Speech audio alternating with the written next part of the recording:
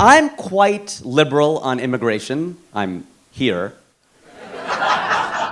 But it's not like I don't get the conservative argument. I totally get it. People jumping the border, getting all the same rights as Americans. I don't know if I'm down with that either. I understand that. It'd be like, sir, if I broke into your house. If I broke into your house, I'm like, I know I should not have done that. But now that I'm here, can I have my own room? I get the argument. It's just, I don't know that I agree with it because we're Americans and we can be dicks about immigration. On the border, we put a state called New Mexico.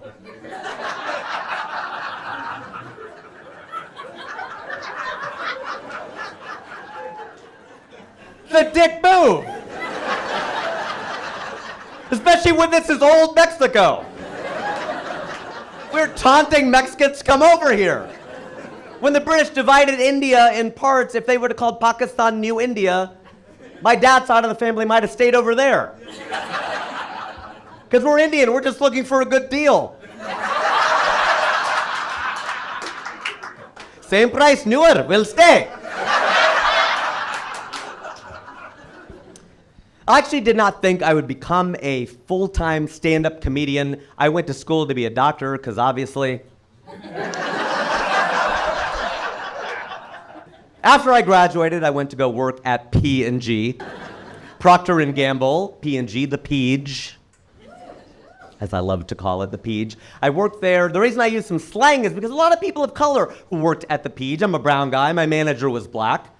Well, he probably still is. I just haven't seen him in a while. That'd be weird. Calvin, what happened? I got promoted.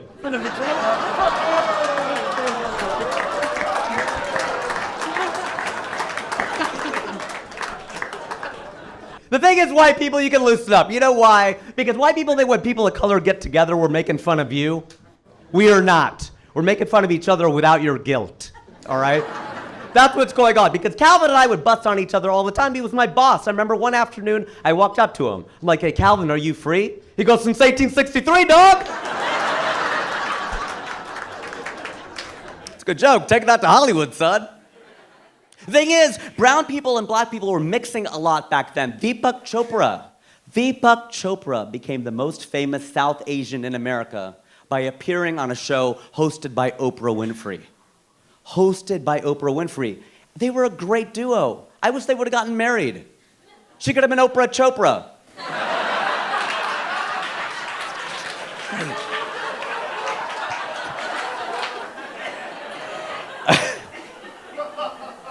Calvin belonged to the, as it was called at the time, the African American Affinity Group at the Peach. And I belonged to the Asian one. And I almost didn't join it because they were rushing me to join the Asian Affinity Group at Procter & Gamble. And I said, well, I don't really know about that because y'all are mostly East Asian. I'm South Asian. But they're like, all right, well then don't join the group. That's your loss because the company is paying for us to take a 4-day, 3-night, all expenses paid trip to San Francisco. I'm like, I'm Asian. We're all the same, right? We say namaste, you say ni hao. We can combine them, namastao. I can head nod and bow at the same time. I'm in, let's go. All right, I told my white friend, I go, look, we're doing all this stuff. He goes, I don't think that's fair, though. I don't think that's fair. How come you guys get these, all expenses paid trips to go to the coast and all this stuff? You get to meet the CEO. You put all the Latinos in the room at the same time, all the blacks in the room at the same time, all the browns in the room at the same time. He's going on and on. He goes, I can't put a bunch of white people in the same room at the same time. I go, yeah, you can. It's called a board meeting.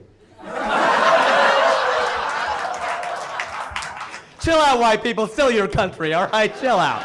Okay. So I was telling you about how I moved from Cincinnati to LA. That whole thing was a tangent because I'm a tangent. 2006. I moved to Los Angeles and I am single because I'm a professional comedian. Ain't nobody dating you in this town. If you're broke, man, it's tough. In LA, dating is hard. You hear that all the time. And then people will tell you from other cities like, dude, dating is hard everywhere. No, LA is a special kind of dating hell. And I'll tell you why. It's because everybody's selling and nobody is buying. There's a surplus of everything. You go to a party, everybody's looking for someone better to talk to. The guy right in front of you is like, subscribe to my newsletter, listen to my podcast, come to my show, and that's just me. I ended up getting really good at talking to women at bars. I spent a lot of time talking to women at bars, and all my male friends, all my man friends are always like, why are you always talking to women at bars? I go, because they're my height. The thing, all my guy friends are 6 feet tall. I got tired of doing this all the time. I wake up the next morning with a crick in my neck. And all these people are like, what, did you get some action last night? Did you go down on a girl? I'm like, no, I went up on a guy.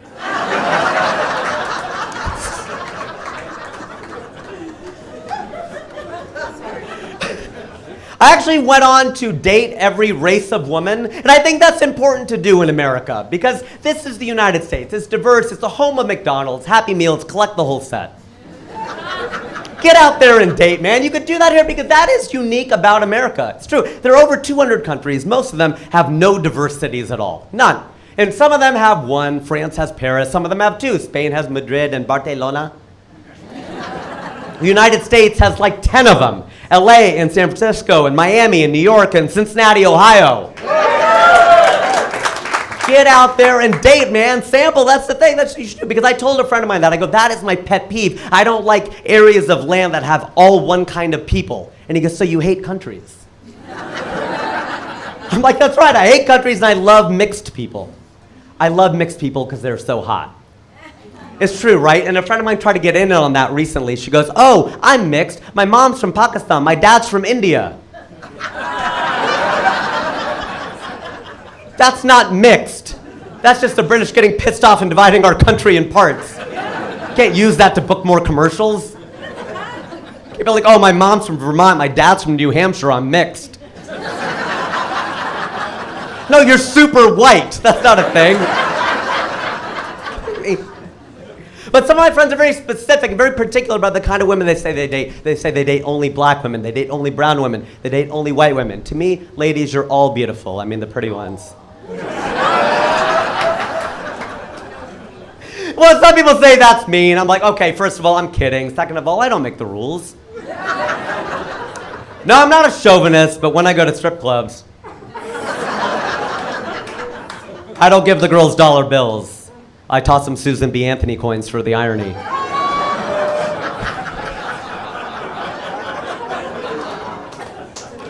I actually met my wife on OkCupid. And she is from Austin, Texas. I was in Los Angeles, California. So people want to know, well, then how is that possible? How was she in Texas, you're in California? How'd you guys meet? Well, you might know that you can go into the settings. It's amazing how much my life is dictated by settings. And change the radius of people who are looking for you. It's true. Tip in case you need to know it. 5 miles, 25 miles, 250 miles, desperate. Mine was set to desperate. I was almost 40 and age is not just a number, all right? I was like, let's go. And I'm so proud to tell you that we brought our first child into the world. His name is Naveen, and in Hindi, that means new. So I guess we're gonna have to rename him every year. But it was the only name on which Harsha and I agreed. Because it's hard. Indian male names are hard. Indian male names are like penises. I really only like my own.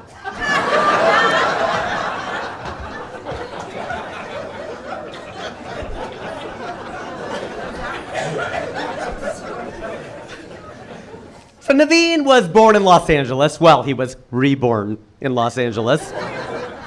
And he was born in the year 2021, which makes him a COVID baby. The great thing about having a COVID baby is you know it's yours.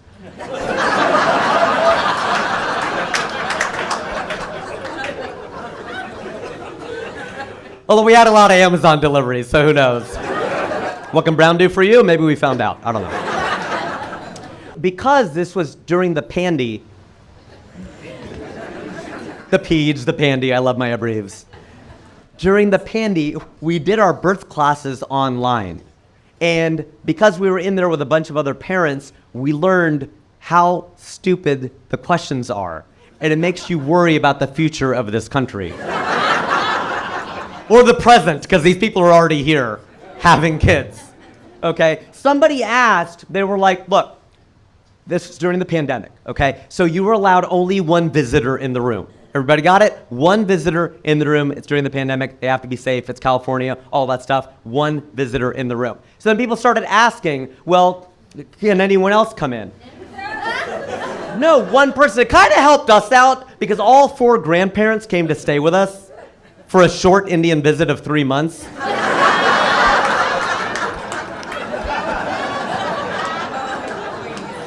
A friend of mine asked me, he goes, are you coming to the point where you're ready for them to leave? I'm like, no, don't say that. We're well past that point. 4 grandparents, 3 months, you do the math. I'm Indian, I'll do the math, okay? And the reason is, because I'm Indian, we can't ask them to leave. We're not white. Then my friend Rob, over in Indiana, he was like, his mother-in-law came to stay for a long white visit of 5 days. On Sunday, it snows. And she goes, maybe I'll fly out on Monday. He goes, you're leaving today. I don't care if I have to shovel the runway. You're going. Try saying that to an Indian mother-in-law and see how long you live. So it kind of helped me out because God forbid they'd allow 2 visitors in the room. Which grandparent was going to go? That was a reality show I did not want to watch. I'm going, I'm the dad, Amazon deliveries notwithstanding. And so I'm going in. And then people are mad. They're pissed off because their grandparents came to town and they wanted to come in. And so they type and they yell into the computer and they're just like, oh, well, does the doctor count as a visitor? No, the doctor doesn't count. She's at work. She's not just hanging out with us. Do the nurses count? Are any nurses here? Any Filipinos or Malayalis? Okay. That's the thing, though. Like, no, of course, they're at work. So just be a smartass. I type in, does the baby count as a visitor?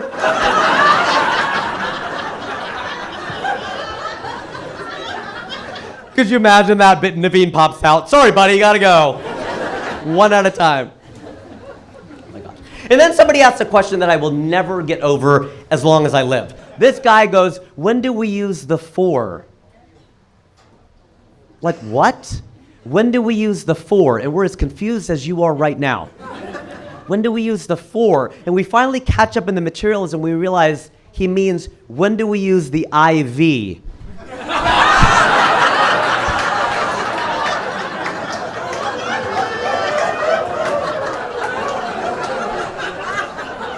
Who defaults to Roman numerals? The guy who names the Super Bowls? Like, well, what are you doing? Eventually, we found out that Naveen's blood type is B positive, and as Asian parents, that's the last B plus we let him get. But in this day and age of modern technology, it was great seeing the child develop in the womb. That's a really cool thing because of tech, you get to actually see the child develop. You see the little fingers, little toes, you see the head, you see that spine. And it's great when you see that spine because you know he's not going to be a Republican.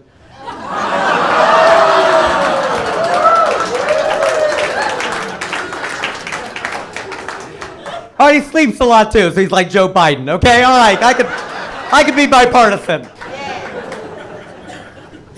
I'll leave you with this.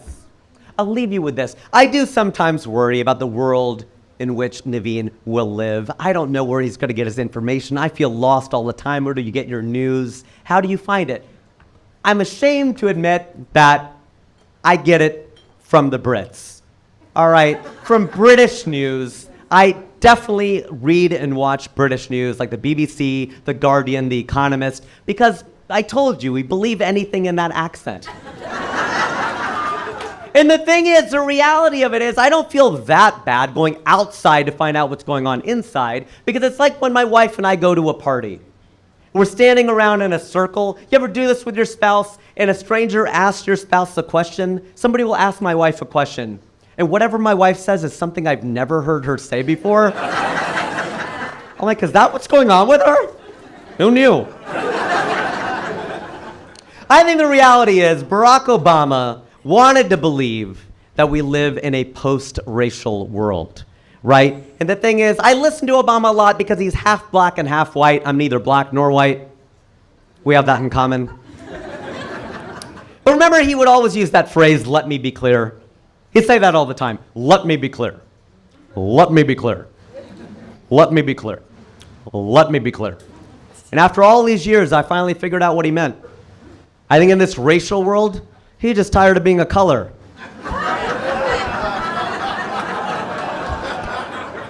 Like, dear Lord, I don't want to be black, I don't want to be white, let me be clear. And I gotta clear out, you guys have been a lot of fun. Oh my God.